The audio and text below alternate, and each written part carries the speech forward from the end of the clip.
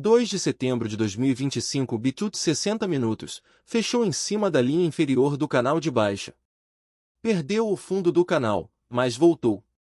Próximo do fundo, fez uma mínima em 598.926, subiu, voltou a tocar e segurou. Tem a possibilidade de acionar um fundo duplo se superar 625.749. Alvos de Fibonacci traçados para cima. Pelo caminho, ainda tem a média móvel exponencial de 200 períodos descendente.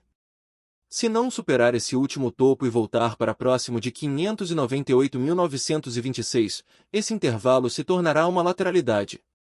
Nesse caso, podemos também projetar os alvos de Fibonacci para baixo. Aí devemos esperar o rompimento para cima ou para baixo.